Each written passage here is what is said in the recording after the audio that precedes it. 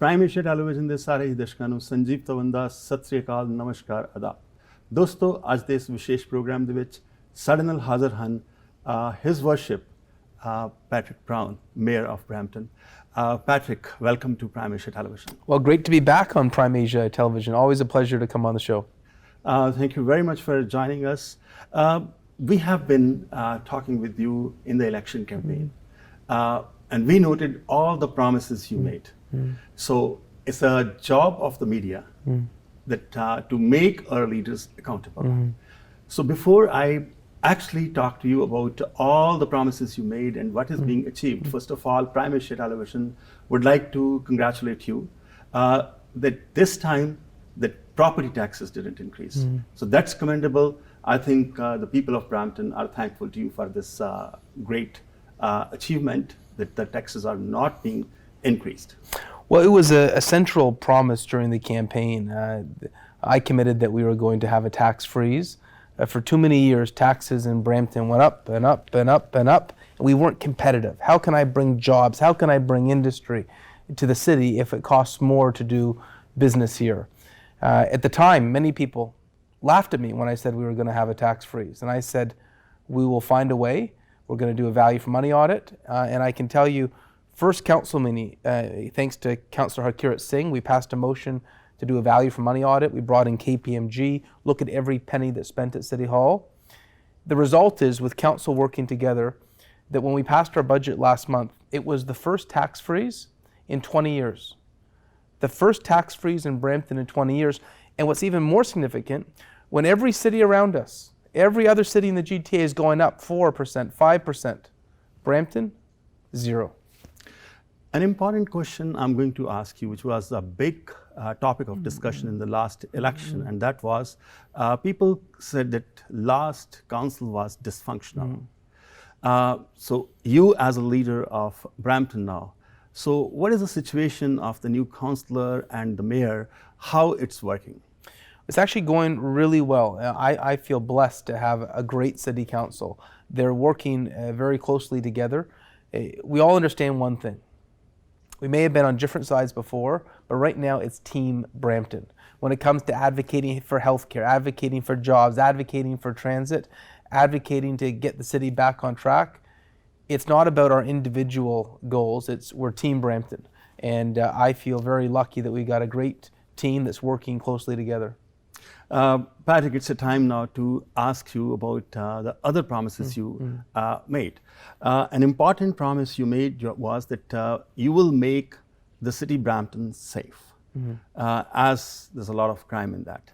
So what concrete initiatives you have already started, what are in pipeline, and what do you think you're going to achieve ultimately and do ultimately to make Brampton safe? So we've had some encouraging progress on the public safety front. First of all, let me say that in this year's Region of Peel police budget, we added 55 new officers. 55 new officers to make sure we have zero tolerance on crime, big and small. Let me start with some of the smaller crimes. There was a ring that was stealing cars.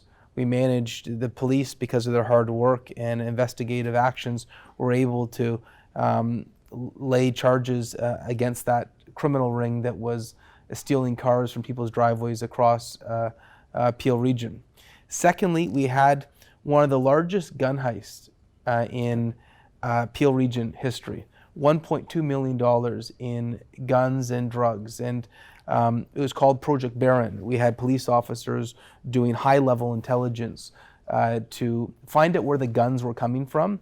It turns out there was a company, it's unbelievable, it's almost out of a movie. There was a company that was renting guns for $2,500 a day. Yeah. And these were guns that were loaded, they returned, and they were for the purpose of murder. So we managed to lay charges against that individual. This is a positive step forward. Having a gun heist of that size is a major step back for organized crime, and it's a major step forward for public safety. Now, having said that, we have our work to do, but public safety is very important to our agenda at City Hall. I would note we need some federal and provincial help on this as well. Right now, the province of Ontario gives $50 million in guns and gang funding to Ottawa and Toronto. Nothing for Peel Region. And so some of those people down at Queen's Park need to give their heads a shake, because the notion that there's only gang activity and only guns in Toronto and Ottawa is not correct. We have guns and gangs in Peel Region, and it's about time they start providing some of that funding to Peel Region as well. So that means that you have fulfilled another promise, which was that you will add police officers. So that's a great news for Brampton. So that means our leader is fulfilling many of his promises, but there are many more things we have to ask you about your promises.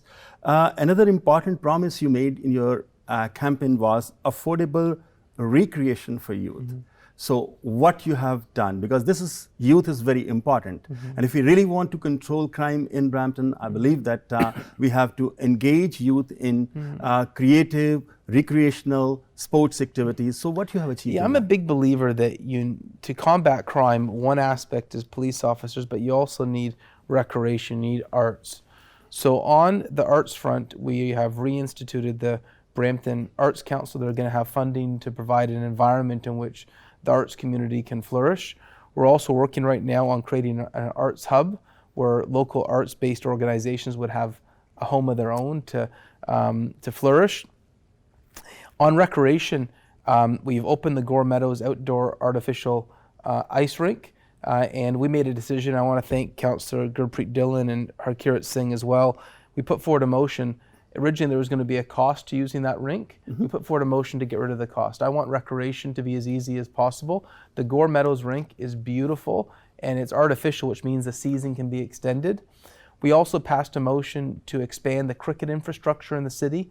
This summer, we're going to be opening the first outdoor lighted cricket pitch. We're working on the grass conditions, because the grass was too long before. We're adding new cricket pitches. So there's lots of investments happening in recreation. We're adding bicycle paths. We're creating an east-west and north-south active transportation footprint, so it's easier you don't have to drive to work. We're going to make it easy to be able to bicycle to work too. We're really trying to make recreation more accessible. We're upgrading 4 of our recreation centers this year. Another promise you made was about the social housing backlog. Any initiative, anything started to support that? So we promised that we would advocate aggressively for affordable housing. The wait list is astronomical. The wait list is 7 years. 7 years for affordable housing. Now, obviously, affordable housing funding comes from the province and the federal government.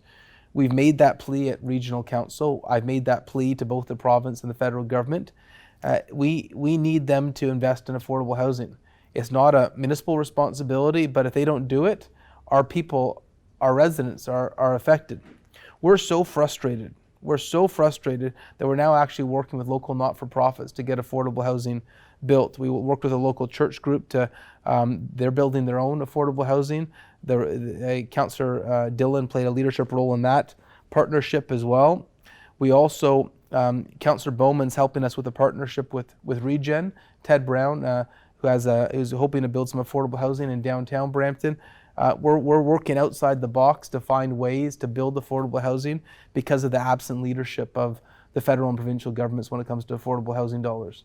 So Patrick, you talked about the provincial government. So how, everyone knows that your relations with Premier Doug Ford, they are not very pleasant.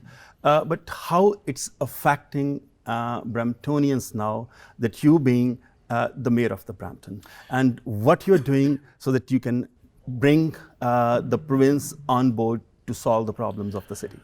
So from my perspective, I don't care if it's Doug Ford or Justin Trudeau, whoever is in office. I'll work with anyone to benefit Brampton. It's in their self-interest. If they want to support projects in Brampton, they'll have a willing partner at City Hall. If they don't, we're going to be critical. We're not going to be a pushover anymore. It's not going to be like either they can show up at election time for a few photo ops and then disappear. So a few updates on that front. Thank you to the federal government for the $80 million contribution to the cybersecurity partnership we have with Ryerson. That was a boost. We had the Minister of Finance at City Hall just last week talking about the increase in municipal transfers. I've spoken to a number of the provincial ministers. They have some work to do, to be frank. We haven't received a single cent for our hospital. First of all, we need a new hospital, and Peel Memorial needs to be 24/7. It isn't. So they've dropped the ball. That was one of their central commitments, that they were going to improve hallway medicine, and we haven't seen anything in Brampton yet, despite the fact we are the most underserviced community in the country. He got elected because of GTA West. He got elected because of all these seats in Mississauga and Brampton and Oakville and Halton. And if he wants to be re-elected, he can't ignore this entire region. It can't all be about Toronto.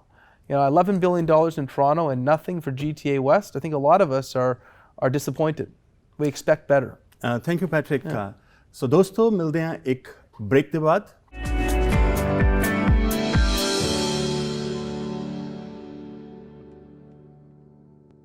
Welcome back at Prime Asia Television. ਤੁਸੀਂ watch ਕਰ ਰਹੇ ਹੋ Prime Asia, ਤੁਹਾਡਾ ਆਪਣਾ ਤੁਹਾਡੇ ਲਈ.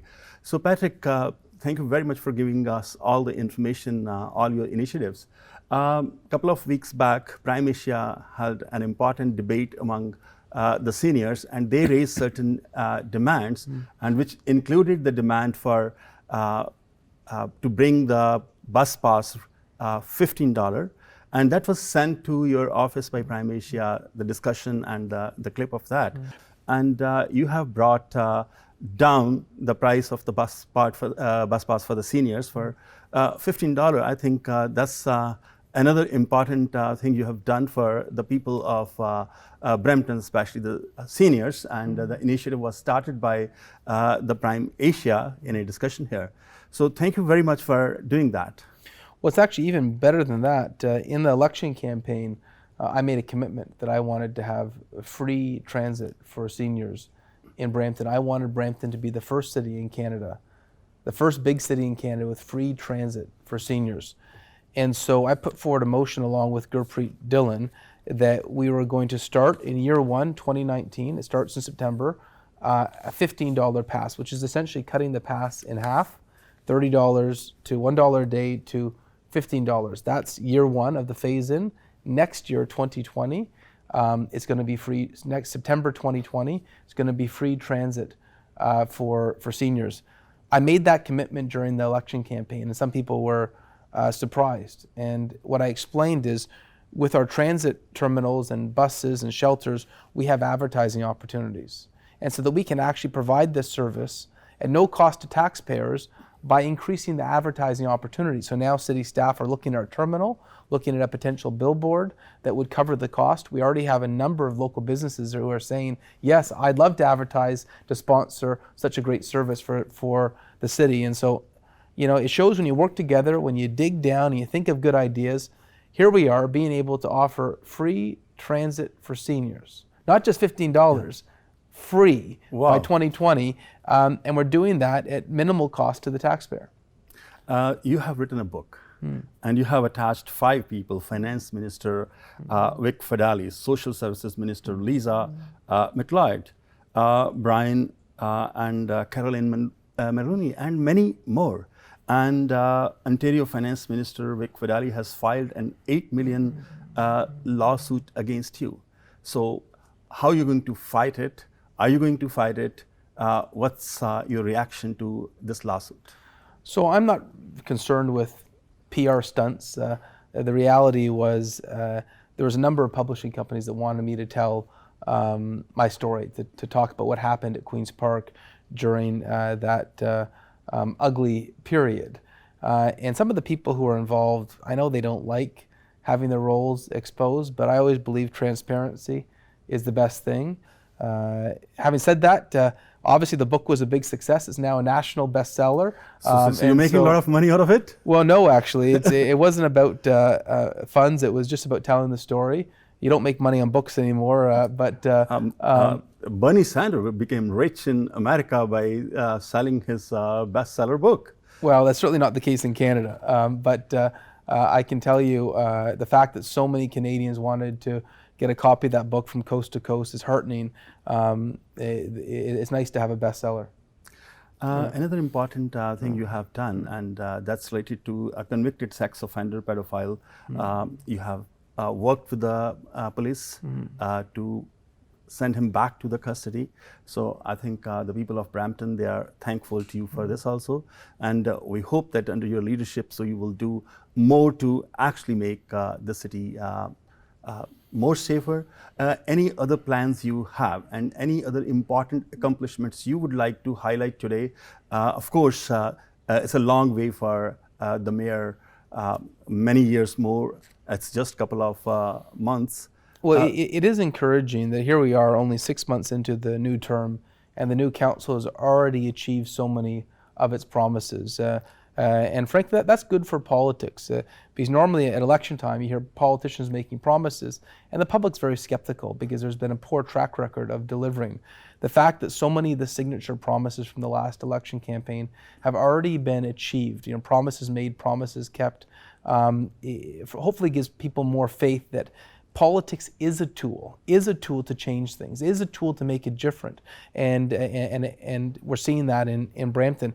In terms of what you raised about the pedophile, frankly, part of my job of keeping Brampton safe, when I see something that's wrong, I don't care if it's not in my jurisdiction, I'm going to go to bat to protect my community. And when I heard there was a serial child pedophile who had victimized 60 women, targeting young girls under the age of 8, raping them, and that some official from Corrections Canada wanted to put that monster in our downtown, next to our schools, next to our parks, next to our library.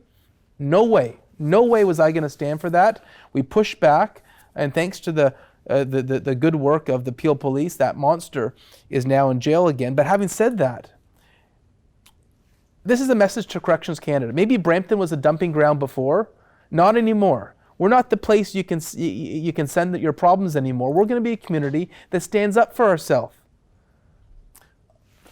Mississauga wants to exit from the Peel region. Don't you think this is unfair for Brampton's share? Listen, Mississauga, if they want to exit from Peel region, it would be a big cost. The question is, could they afford that cost? I know the mayor of Mississauga was saying they wanted to exit and not have to pay for any of the bills that have been shared. The police headquarters, the water treatment plant, we've paid for a good portion of that in Mississauga. The regional roads we've helped contribute to. And the notion that you can say you're splitting the cost of dinner, then all of a sudden the bill comes and you skip out, that's not the way the law works in Canada.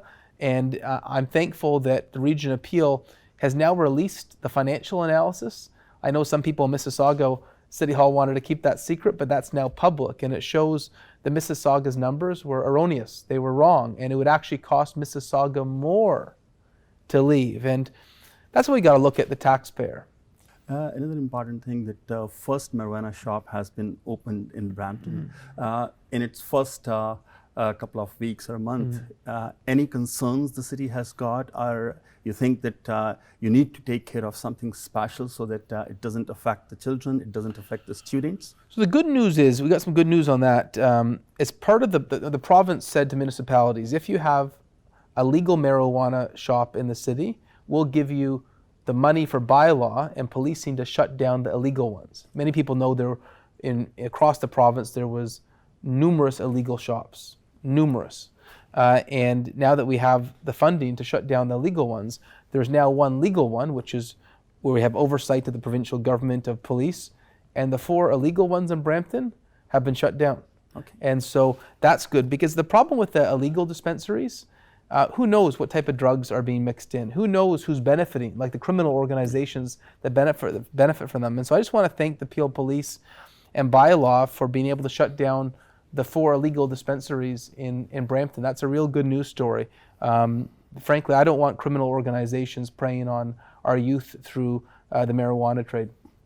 Lastly, Brampton, Ontario, and everyone in Canada is celebrating April as a Sikh Heritage Month. So what are the plans of the city of Brampton to celebrate it, and anything you would like to say to the Bramptonians on this month? Well, for Sikh Heritage Month, this is a big deal in Brampton. We had the Sikh flag raising earlier this month at City Hall. We had the WSO and the Ontario Gujaras Council host a town hall on the public safety report where there were some problems. It was a beautiful gathering of the community at City Hall. On April 27th, we're having a major celebration at City Hall that as mayor, I'm going to be helping host. But beyond that, there are exhibitions at PAMA, which are our local art gallery and museum. And it's not just this month. This is a pretty special year for the Sikh community in Brampton. In June, we're going to be naming the park near the Springdale Library, the Komagata Park, so we never forget that part of Canadian history. And also in November, it's going to be the 550th anniversary of Guru Nanak. And so we're going to have an exhibition at PAMA during the month of November, celebrating some of this Sikh art, culture, and history. And so it's a pretty special year for the Sikh community in Brampton, and as mayor, it's a real honor to join in and celebrate the community. Patrick Brown, thank you very much for joining Prime Asia. Thanks again for your time and all the information you have given to our viewers. ਤੁਸੀਂ ਦੇਖਦੇ ਰਹੋ Prime Asia, ਤੁਹਾਡਾ ਆਪਣਾ ਤੁਹਾਡੇ ਲਈ।